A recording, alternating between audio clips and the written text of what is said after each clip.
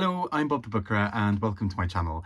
And as you may know, I am no stranger to a book prize, and the Polari prize is one that I've been following for the last few years.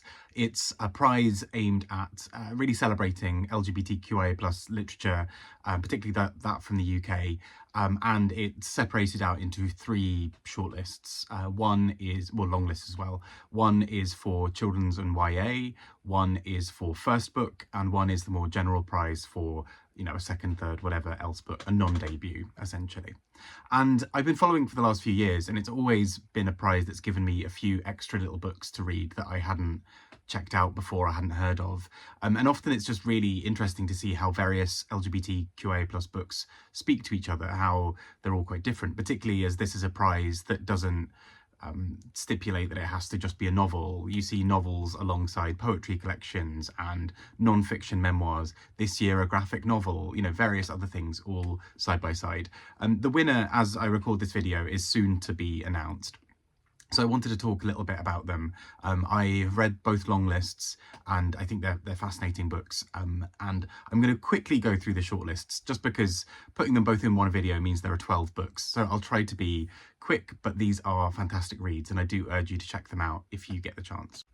So first up we have Neon Roses by Rachel Dawson, and this is a beautiful book that I covered a bit ago in one of my weekly reads, about essentially, if you've seen the film Pride, it centres around a lot of that same time period and some similar ideas. So it's particularly looking at early days of activism around the 80s and the various things that were happening in various movements and what that will look like, all with this beautiful backstory of a queer woman from Wales trying to understand her identity a little bit better. And I thought this is such a beautiful book and just a really gorgeous way of telling a certain part of our history.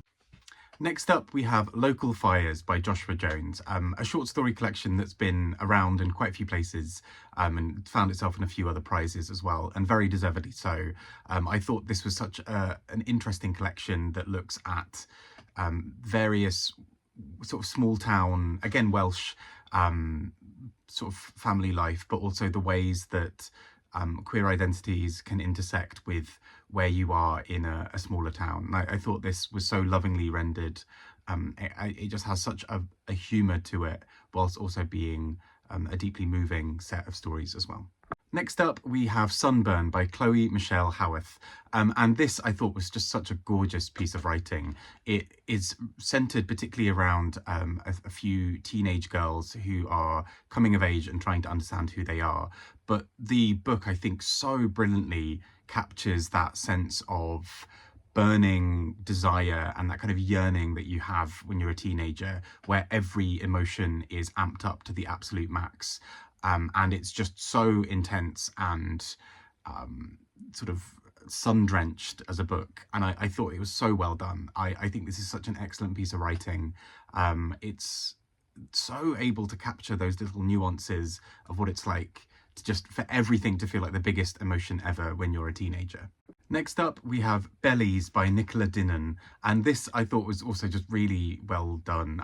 It focuses particularly on a couple, and one of the members of the couple is transitioning, and there's a lot as well where this couple don't understand each other for various other reasons, quite a few cultural differences or quite a few other things that are going on. And once this transition starts, the book really starts to try and explore what some of those differences might look like between this couple. And I think also exposes some of the really insightful and kind of odd things that come out of such a big journey. I think this is just such a brilliant way of looking at the experience of transitioning within a relationship setting and what that all looks like, what kind of tensions that brings up, but also what beautiful things emerge from it as well. Next up, we have Greekling by Kostya Tsolakis. I really love this. This is a poetry collection where particularly Kostya is looking at his heritage and what it means to be both a man, to be a Greek man, to be a gay Greek man in the UK, and all of these various intersecting things. But the collection is just so wise. It's so funny. It manages to string together poems that really focus on so many different parts of identity, whilst maintaining this really interesting level to them, where it's very complicated and murky, but he manages to find the words to navigate through them. And I found these poems really deeply affecting and really touching, and I just think it's a gorgeous, gorgeous collection that I think probably from this shortlist is one of my favourites. Last but not least, from the first book prize shortlist, Munroe Bergdorf with Transitional. And this is a memoir and also a sort of rallying cry. It talks a lot about Munroe's experience of growing up and realising that she was trans, and then navigating that and the various ways that she found community and was able to get support to be who she is now. But it also talks about the activism that underpins a lot of her life. And as a result, this book moves from being more than just a straight memoir and focuses on something a bit deeper as well, about how transition, which is seen as a thing that we talk about only for trans people, is actually a state of flux that all of us have to some degree in our lives as well. So it doesn't necessarily need to be transition in the sense of gender, but it could be transition in terms of realizing a fuller version of yourself, and what that then means. And I think this is a really beautiful way of combining memoir, activism, and various other things into one book, into one place. So those are all for the first book prize, and I think, you know, just sort of drawing a small line here about what books I liked most. I mean, I think it's a really strong shortlist. I really loved Sunburn in particular, and I think Greekling, both I think really touched me and I thought were really deeply special. But these are 6 fantastic books. And with that in mind, let's go on to talk about the Polari Book Prize, the non-debut books on this list as well. So first in the non-debut list, we have Killing Jericho by William Hussey. And this is a detective story where our central figure is a gay man who's part of the traveller community. And this comes up quite relevantly in various parts of the book, because he is a figure who is at times not particularly liked by other people in the village or the town because he's from a traveller community. The traveller community see him as selling out because he's a police officer, and so it becomes this whole thing. But what is underneath it is this really beautiful love story about him and his partner, set alongside a detective story thriller. And I found it just really entertaining how this book manages to combine these aspects all together. So next up we have Jon Ransom with The Gallopers, and Jon Ransom was a former winner, I think won last year with the First Book Award, and this book is him looking particularly at a young effeminate man in a place where that is a particularly dangerous thing. He has various men who want to be with him in private but are terrified of being seen with him in public because he is, you know, various things that he's called various slurs. He's not particularly liked within the community. And this book is split into 3 parts, where the first and last part are sort of in similar times, but there's a very big time jump in the middle. And what that shows us then is a little bit of where various things in his life have either gone wrong or where he's not able to get back to the kinds of things that he thought he would. We see kind of thwarted love affairs, or we see how his life could have almost turned out differently, but where various parts of tragedy have come in. And I think there's something really beautiful about the way Jon Ransom writes this lonely, yearning, effeminate man that is both terrifying and a really sensitive portrayal at the same time. Next up, we have The Fitful Sleep of Immigrants by Ortega-Medina. And this is a thriller that takes some of it kind of takes a more typical story and inverts aspects of it. It looks at particularly a very safe, in theory, neighborhood around San Francisco, and flips parts of that by talking about other aspects of crime and what have you. And particularly the drama plays out because of an immigration case that features the husband of one of these men. And so as a result, this turns into a story that is about, well, can our love survive this other thing? There's a similarity of where we come together, but there's this massive difference that we can't quite breach. And so the book then essentially becomes this legal drama that follows what will happen next to make sure that these two men are able potentially to stay together. Next up, a personal favourite. I loved this book earlier this year, 40 Lies by David Shenton. And this is a, for want of a better word, graphic novel, but it feels like so much more than that. It's almost like a scrapbook. David Shenton himself is an illustrator, and some of these are small comic pieces, some of them are knitting patterns, some of them are all these various other things. But the main thing that he wants to talk about is this life, particularly a life shaped by activism and shaped by various relationships.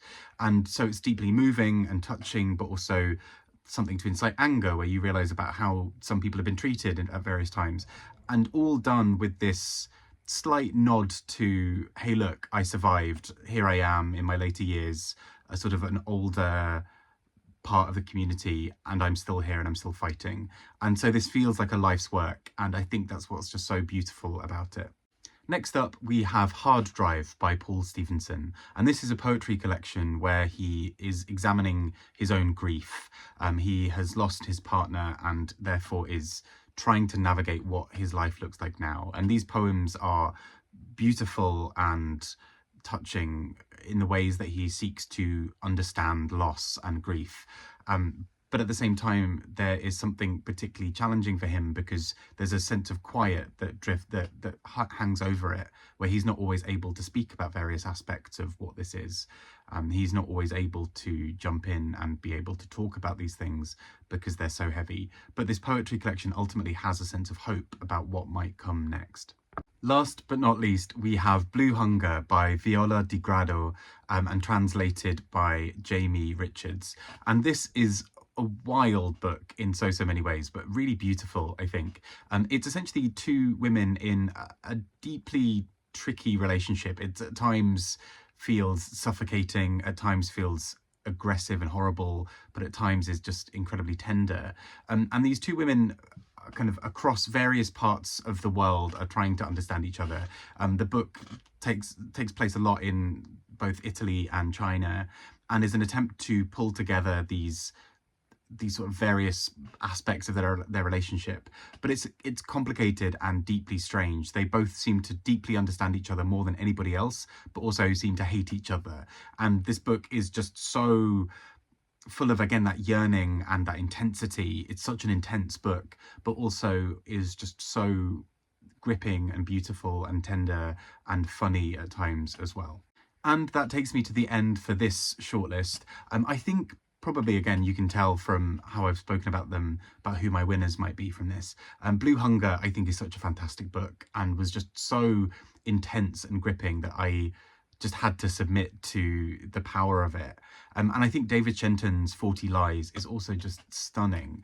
Again, there's something so powerful about seeing someone who went through some of the darkest moments in our community's history make it to the other side and be able to report back and say, hey, look, I survived. Here's my life. Here have been some of the most beautiful parts of it as well. Here's a knitting pattern, all these other things. I think it's just a stunning piece of writing and of illustration. But also, just if the shortlist is of interest to you, check out any of them. They're all fantastic books, I think. And it's well worth having a little read. And I think for me, it's eye-opening because many of these books are ones that I had not heard of at all. So this was a real discovery for me, and I'm really grateful for that, for both shortlists as well. I would cover children's and young adult. That's not really my scene. I don't know if I can speak to the quality of them in quite the same way, not being somebody who would necessarily either read them or have someone to read them to. But they also look fantastic, and I'll leave a link in the bio for this as well, so you can check out those books. But the Polari Prize is here again. I hope you can check out those books, and I hope you're having a good time. Take care. Bye-bye.